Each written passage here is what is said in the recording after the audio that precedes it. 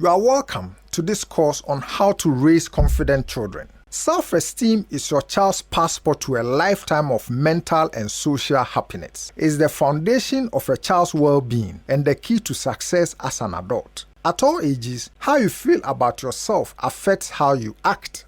Learning objectives for this course. To enable you protect your children while fostering their independence at the same time. Outline.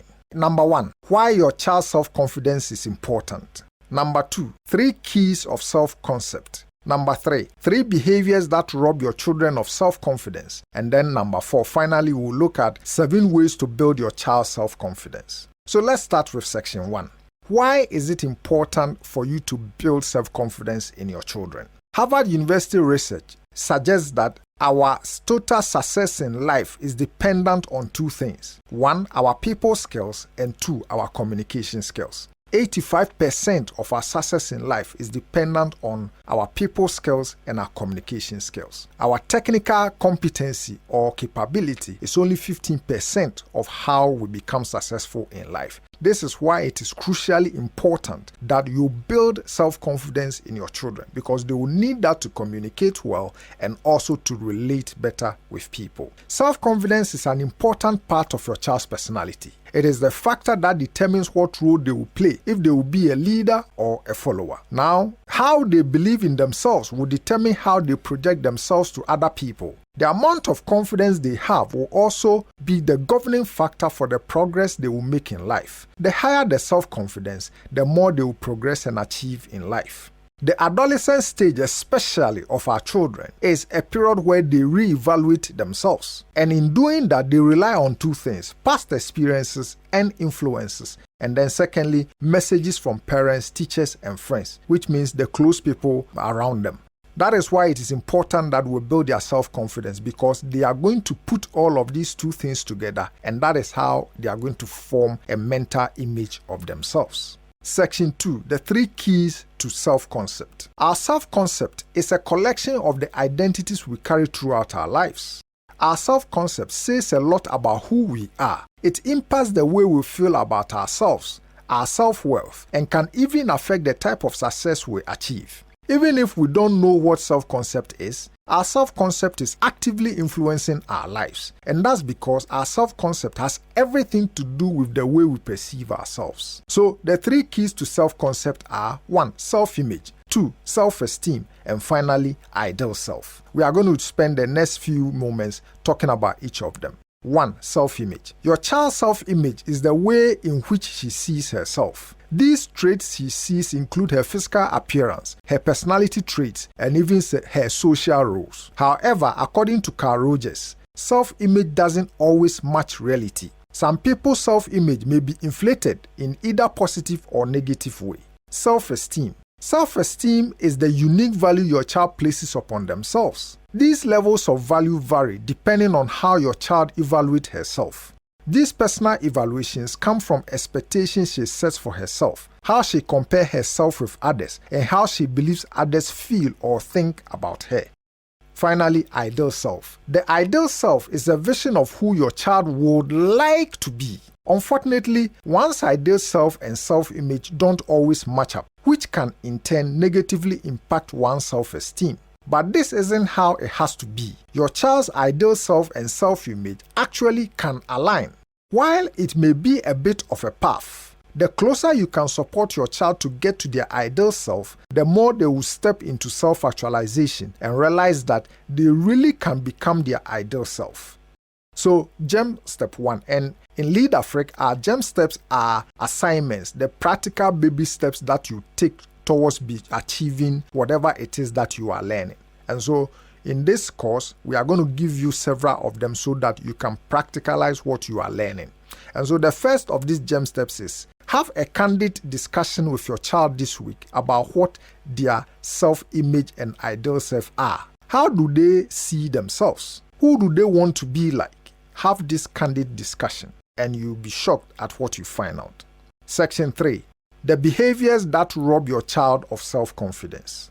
Before we do that, let us shed light on parenting styles and techniques. Behavior scientists generally say that there are 4 parenting styles. At the lower end, we have the indifferent parent, the authoritarian parent, the authoritative parent, and the indulgent parent.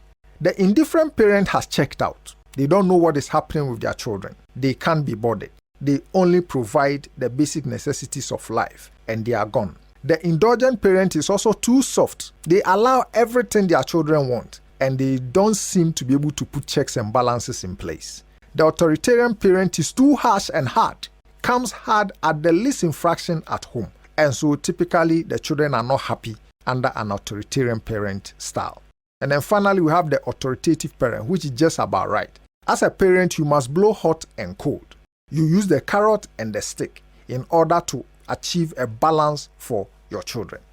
So what are the behaviors that rob your children of their self-confidence? Number 1, your own lack of self-confidence. Parenting is therapeutic. In caring for your child, you often heal yourself. Your child will bring out the best and the worst in you by their behavior, and so we encourage you to deal with your past problems. If you yourself are struggling with certain past hurts, certain past emotional scars, it will show up in the way you parent your children. So please deal with it. A child's self-esteem is acquired, not inherited. Certain parenting traits and certain character traits, such as anger and fearfulness, are learned in each generation. So, we encourage you to take action. 1. List the specific things your parents did to build your self-image. 2. List the specific things your parents did to weaken your self-image. 3. Now resolve to emulate the good things your parents did and avoid the rest. Number 2. How you relate or treat your child. Parents are the main source of a child's sense of self-worth. Your child's mind is like a file drawer. In each file is a mental picture of a cue she gives along with the response she expects. After a certain interaction, your child stores a mental image of what happened. Repetition deepens these patterns in the child's mind, and eventually emotions, positive or negative, become associated with them. Handicapped or relatively short-changed in natural talents children must be especially given attention because the least behavior that makes them feel additionally unwanted will affect their self-worth and self-esteem. Children who do not have this early sense of self-being struggle to find it, but they are unsure of what they are looking for because they don't know how it feels. Number 3, parental rejection. Perceived parental rejection is significantly associated with both depression and low self-esteem.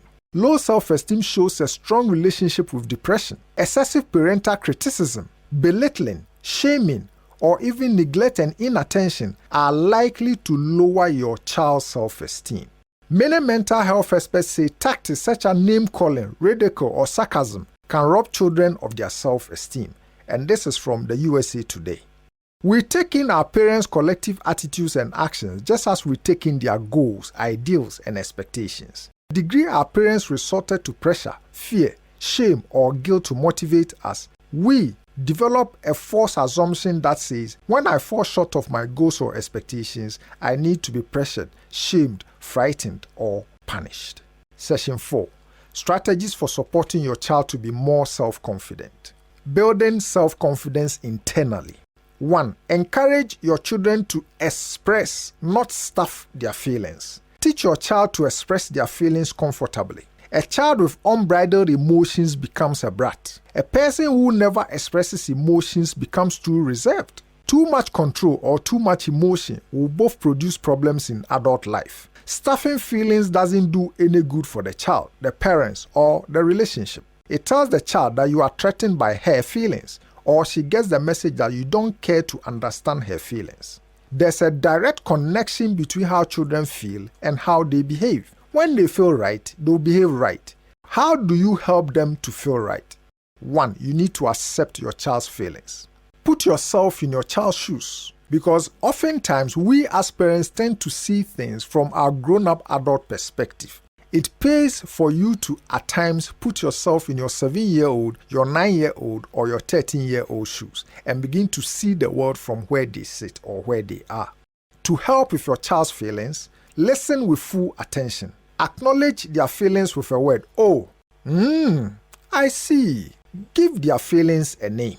And then give them their wishes in fantasy. And you can do that by playing along with some of their wildest things that they want, some of the wildest dreams that they have. Just play along with that. It makes them feel good, and it helps them to know that you don't think they are outrageous. Finally, let your child know that having a strong feelings about something and expressing them is okay, but not any behavior. 2. Set your child up to succeed. Be sure your child believes you value her because of who she is, not how she performs. Do this by giving her plenty of eye contact, touching, and focused attention. If you recognize an ability in your child that he doesn't, encourage him. Strike a balance between pushing and protecting. Both are necessary. If you don't encourage your child to try, his skills don't improve, and you've lost a valuable confidence builder. If you don't protect your child from unrealistic expectations, his sense of competence is threatened. Building self-confidence externally. Be a positive mirror. Much of a child's self-image comes not only from what the child perceives about herself, but from how she thinks others perceive her. Do you reflect positive or negative images to your child? Do you give her the idea that she's fun to be with, that her opinions and desires matters to you, that her behavior pleases you? 4. Play together. You will learn a lot about your child and yourself during play. Playing gives your child a message: you are worth my time, you are a valuable person. Instead of viewing playtime as a chore, use it to make an investment in your child's behavior. 5. Help your child be home-wise before street smart. The roots of a young child's self-concept come from home and nurturing caregivers. For healthy social development, a child must first be comfortable with himself before he can be comfortable with others. Screen your child's friends. The child's values and self-concept are affected by persons of significance in his life: relatives, coaches, teachers, religious leaders, club leaders, friends, neighbors, cousins. Screen out those who pull down the child's character and encourage those that build it in order to raise a confident child. Make your home inviting to your child's friends. Hosting the neighborhood helps you monitor your child. It gives you the opportunity to observe your child's social style and generally learn more about your child's personality, which social behaviors are appropriate and which needs improving. It's not what you do for your children, but what you have taught them to do for themselves that will make them successful human beings. This is from Ann Landis. Give your child responsibilities. This is the 6th tip.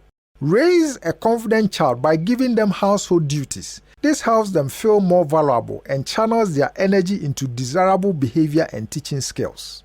Create job charts. Make this a creative activity for a family meeting. List the jobs to be done at home and let each child choose and rotate if they want. Divide jobs into paying extra credit jobs that they can earn money for, and non-paying or those that are naturally expected of the children for the privilege of living in your home.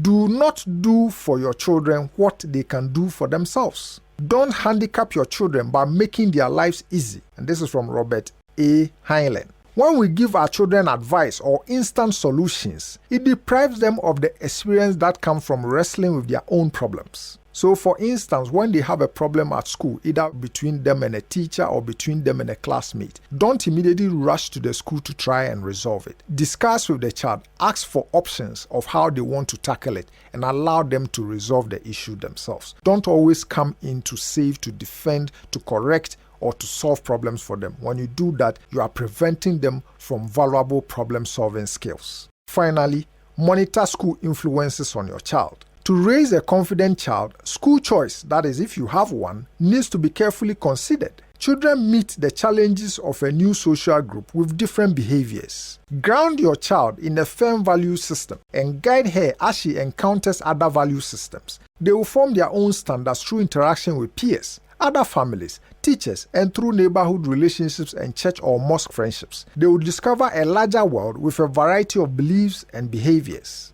50 to 60% of kids today show some kind of stress as a result of emotional mistreatment at school. This is from Ivan Hyman, a psychologist. Well done! You have just completed the course on how to raise confident children. Share your experiences with us as you practice the GEM steps. Ask at leadafric.org. We'll be waiting to hear from you. Until the next course, remember, we are here to cheer you on to greatness.